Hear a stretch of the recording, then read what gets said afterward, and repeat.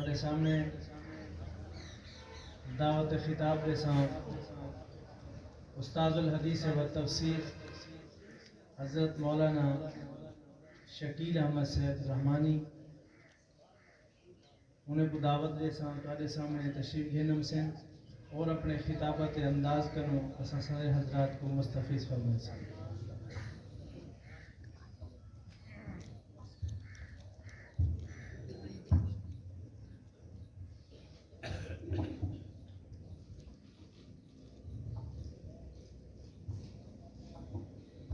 نحمده ونصلي على رسوله الكريم اما بعد اعوذ بالله من الشيطان الرجيم بسم الله الرحمن الرحيم قال الله تبارك وتعالى في القرآن المجيد والفرقان الحميد سبحان الذي أسرى بعبده ليلا من المسجد الحرام إلى المسجد الأقصى آمنت بالله صدق الله العظيم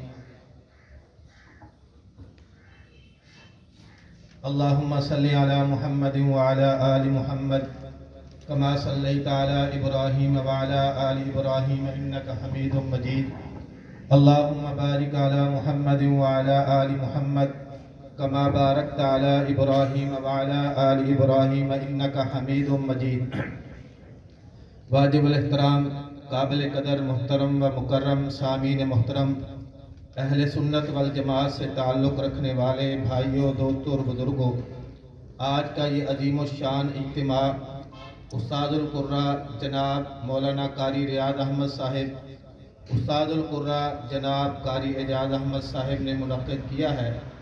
اللہ رب العالمین سے دعا ہے کہ رب کائنات ان دونوں بھائیوں کو اور ان کی پوری ٹیم کو مزید ترقی، عروج، محبوبیت اور مقبولیت عطا فرمائے۔ اللہ رب العالمین ان کے ادارے کو مزید ترقی عطا فرمائے۔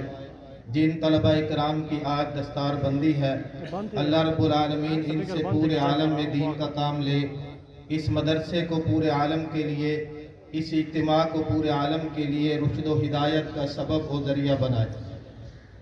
یہ بابرکت مہینہ رجب المرجب کا مہینہ ہے۔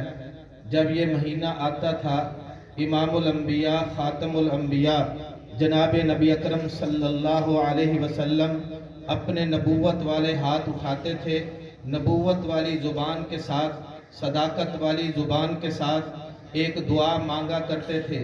وہ دعا حدیث کی کتابوں میں موجود ہے، اللہم بارک لنا فی رجب وبلغنا، اللہم بارک لنا فی رجب و شعبان وبلغنا رمضان۔ اے اللہ، یہ رجب بھی ہمارے لیے برکت والا مہینہ بنا، شعبان کو بھی ہمارے لیے برکت والا مہینہ بنا، اور خیر و عافیت کے ساتھ ہمیں رمضان تک پہنچا دے۔ تو یہ رجب کا مہینہ ہے جس کے اندر آقا علیہ السلام برکت کی دعا مانگا کرتے تھے۔ ایک مہینہ رجب کا ہے، ساتھ اس کے شعبان کا مہینہ ہے، پھر رمضان کا مہینہ ہے۔ ان تینوں مہینوں میں اللہ نے 3 راتیں عطا فرمائی ہیں۔ رجب کے مہینے میں بھی ایک رات ہے، شعبان کے مہینے میں بھی ایک رات ہے، رمضان کے مہینے میں بھی ایک رات ہے۔ رجب کے مہینے میں جو رات آتی ہے اسے شب معراج کہا جاتا ہے۔ شب معراج یعنی رب کائنات نے اپنے محبوب کو آسمانوں پر بلایا۔ جب شعبان کا مہینہ آتا ہے تو وہاں بھی ایک رات ہے جسے شب بارات کہا جاتا ہے۔ پھر رمضان کا مہینہ آتا ہے، وہاں بھی ایک رات ہے جسے شب قدر کہا جاتا ہے۔ تینوں مہینے اکٹھے ہیں، تینوں مہینوں میں 3 راتیں دے دی گئی ہیں تاکہ ایمان والے عبادت کر کے رب رحمان کو راضی کر لیں۔ اللہ رب العالمین نے اپنے محبوب کو آسمانوں پر بلایا۔ کیوں بلایا؟ اس کے بڑے راز اور حکمتیں ہیں۔ ان میں سے ایک راز اور حکمت یہ ہے، اللہ رب العالمین نے آسمانوں پر بلا کر بتا دیا، اے ایمان والوں سن لو، زمین والوں کا نبی بھی محمد مصطفیٰ ہے، آسمان والوں کا نبی بھی محمد مصطفیٰ ہے۔ معراج کی رات رب کائنات نے اپنے محبوب کو بیت اللہ کے اندر بلایا ہے۔ بیت اللہ کے اندر بلانے کے بعد پھر بیت المقدس پہنچایا ہے، بیت المقدس میں پہنچانے کے بعد پھر بیت معمور میں پہنچایا ہے۔ بیت اللہ کے اندر بھی پیغمبر گئے ہیں، بیت المقدس کے اندر بھی پیغمبر گئے ہیں، پھر بیت معمور کے اندر بھی نبی گئے ہیں۔ ایمان والوں کو بتا دیا ہے بیت اللہ کا وارث بھی محمد مصطفیٰ ہے، بیت المقدس کا وارث بھی محمد مصطفیٰ ہے، بیت المعمور کا وارث بھی محمد مصطفیٰ ہے۔ رب کائنات نے آسمانوں پر بلا کر بتا دیا ہے کہ لوگوں زمین والوں کا نبی بھی پیغمبر ہے، انسانوں کے نبی بھی محمد مصطفیٰ ہیں، فرشتوں کے نبی بھی محمد مصطفیٰ ہیں۔ ساری کائنات ہم نے اپنے محبوب پیغمبر جناب نبی اکرم صلی اللہ علیہ وسلم کے لیے پیدا فرمائی ہے۔ جب آقا علیہ السلام کے پاس جبرائیل آئے ہیں، آ کر آقا علیہ السلام کو بیدار کیا ہے، پیغمبر نے پوچھا ہے اے جبرائیل خیر تو ہے، مجھے کہاں لے کر جا رہے ہو؟ تو جبرائیل نے کہا اللہ کے ساتھ ملاقات ہے، آج آسمانوں پر جانا ہے۔ میرے پیغمبر گھر سے باہر تشریف لائے، آگے ایک سواری کھڑی تھی جس سواری کا نام براق ہے۔ میرے پیغمبر جب اس کے اوپر بیٹھے ہیں وہ چلنے لگی ہے، اس کی رفتار اتنی تیز تھی جہاں نظر جاتی تھی وہاں اس کے قدم جاتے تھے، کوئی دنیا کی طاقت اس کی رفتار کا مقابلہ نہیں کر سکتی۔ بس میں یہاں ایک بات آپ کو سمجھا کر میں اجازت چاہتا ہوں، میرے نبی جس سواری کے اوپر بھی آئے ہیں وہ تمام سواریوں سے اعلیٰ اور افضل اور بالا اور مقام والی بن گئی ہے۔ میرے نبی علیہ السلام کو بچپن کے اندر دیکھیے، جب حلیمہ کی اونٹنی تھی جو چل نہیں سکتی تھی، جو کمزور تھی، جو ضعیف اور ناتواں تھی، لیکن جب پیغمبر کو لینے آئی ہے چل نہیں سکتی تھی، لیکن جب آمنہ کا لال محمد مصطفیٰ محبوب رب ذوالجلال اس اونٹنی کے اوپر آئے ہیں تو وہ تمام اونٹنیوں کی سردار بن گئی ہے، تمام اونٹنیاں پیچھے ہیں، محمد مصطفیٰ کی اونٹنی سب سے آگے چلی گئی ہے۔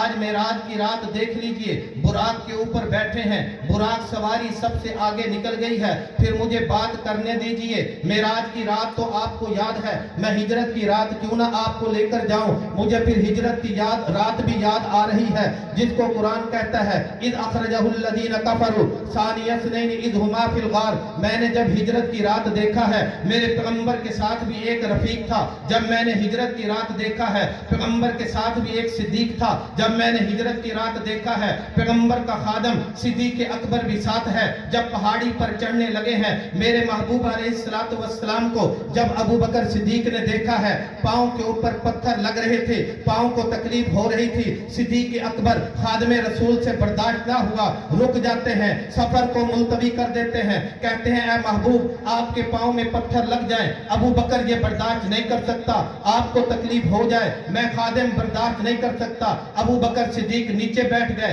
کہا اب کیا کرنا ہے؟ عرض کیا اے محمد مصطفیٰ میرے کندھے آپ کے لیے تیار ہیں، میں سواری بنتا ہوں، آپ سوار بن جائیں۔ ابو بکر صدیق سواری بنتے ہیں، محمد مصطفیٰ سوار بن کر اب یہ سفر شروع ہوتا ہے۔ میں نے جب یہ منظر کو دیکھا ہے مجھے تو پھر وہی مقام اور مرتبہ ابو بکر صدیق کا یاد آ گیا ہے کہ دیکھو جب اونٹنی پر پیغمبر بیٹھے ہیں اونٹنی سردار بن گئی ہے، لیکن جب میرے پیغمبر ابو بکر صدیق کے کندھوں پر آئے ہیں رب کائنات نے تمام صحابہ کا امام بنا دیا۔